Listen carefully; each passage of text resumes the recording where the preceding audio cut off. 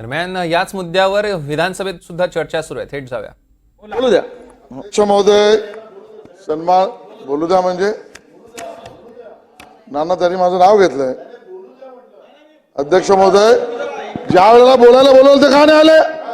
का नाही आले अध्यक्ष महोदय?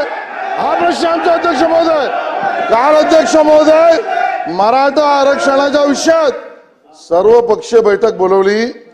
बाहेर तर तुम्ही दाखवता ऍक्टिंग वेगळी, आणि ज्या वेळेला त्या कारवाईवर किंवा त्या विषयावर निर्णय किंवा चर्चा करायची वेळ येते अगोदर सांगतात येणार, मग तुमच्या बरोबर आम्ही येऊ, मग ही चर्चा करू, आणि मग ऐन वेळेला असं काय होतं अध्यक्ष महोदय? विषय हा आहे महत्वाचा.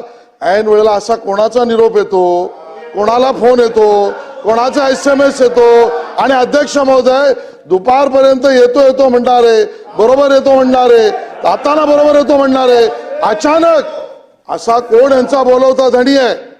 अध्यक्ष महोदय, की ज्या वेळेला मराठा आरक्षणाच्या विषयावर निर्णय घेण्याच्या बाबतीत सर्व पक्षीय बैठक बोलवण्याची भूमिका झाल्यानंतर यांच्या बाहेर, सभागृहाच्या बाहेर असा कोणीतरी बोलवता धणी आहे. तो सांगतो मराठा आरक्षणाच्या विषयात बैठकीला तुम्ही जाऊ नका, येतो सांगून सुद्धा जाऊ नका अध्यक्ष महोदय. आणि म्हणून खरं चित्र समोर आलं पाहिजे अध्यक्ष महोदय. समाज वाट बघतो अध्यक्ष महोदय, आंदोलन करतोय समाज. या सभागृहाकडनं सर्व पक्षाकडनं अपेक्षा करतोय अध्यक्ष महोदय.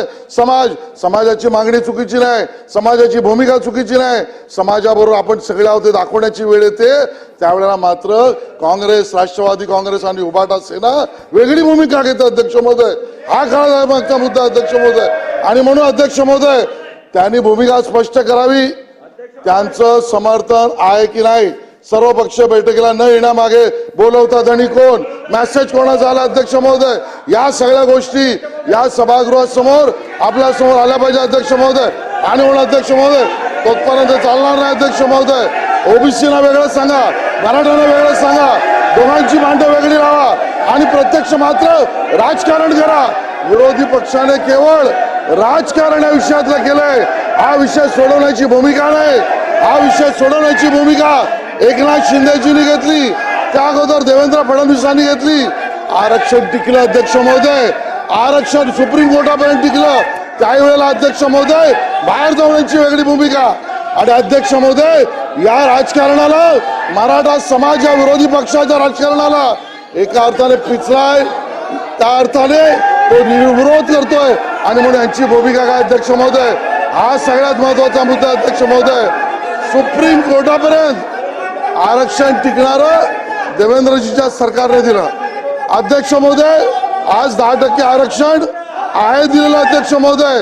तरी अध्यक्ष महोदय त्या विषयावर मनोज जरांगे यांच्या भूमिकेला आपण समर्थन देत असाल तर तुम्ही का नाही आला अध्यक्ष महोदय?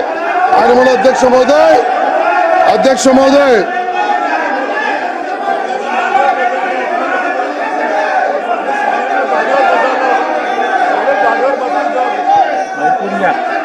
यांना जागेवर बसवा, काय म्हणतात ते ऐकून घ्या. आम्ही उत्तर देऊ. अहो ऐकून घ्या काय म्हणतात ते, ऐकून तर घ्या. राजकारण कोण करताय ऐकून तर घ्या. संपूर्ण महाराष्ट्र ऐकून तर घ्या. अध्यक्ष महोदय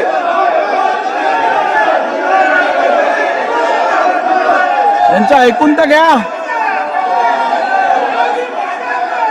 ऐकून तर घ्या. पार्टी जा, काय पाठी बसा.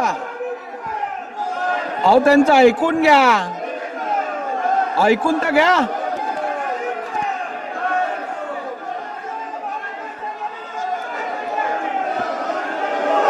अध्यक्ष महोदय, महाराष्ट्रामध्ये मराठा विरुद्ध ओबीसी हा मुळात वाद उभं करण्याचं पाप असं काय करता? ऐकून तर घ्या. महायुती सरकारने केलेला आहे अध्यक्ष महोदय. ऐकून तर घ्या. आणि पाणी नाकात तोंडात घुसल्यानंतर त्यांना विरोधकाची आठवण झाली अध्यक्ष महोदय. खरं तर यापूर्वी एक बसून घ्या, बसून घ्या. असं चालणार नाही सभागृह, असं चालणार नाही सभागृह. तुम्ही ऐकून तर घ्या त्यांचं.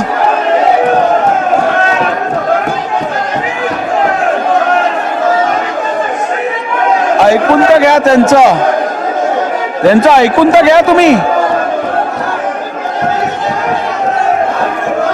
सभागृहाची बैठक 5 मिनिटांसाठी तहकूब करण्यात येत आहे. तर आपण बघतोय की सभागृहाची बैठक 5 मिनिटांसाठी तहकूब करण्यात आलेली आहे. आशिष शेलारांनी काल उपस्थित का नाही राहिला तसा सवाल केल्यानंतर वडेट्टीवारांनी बोलायला सुरुवात केली होती आणि सत्ताधाऱ्यांच्या नाकातोंडात पाणी गेल्यानंतर मग त्यांना विरोधक आठवतात, असा थेट आरोप वडेट्टीवारांनी सरकारवर केलेला आहे.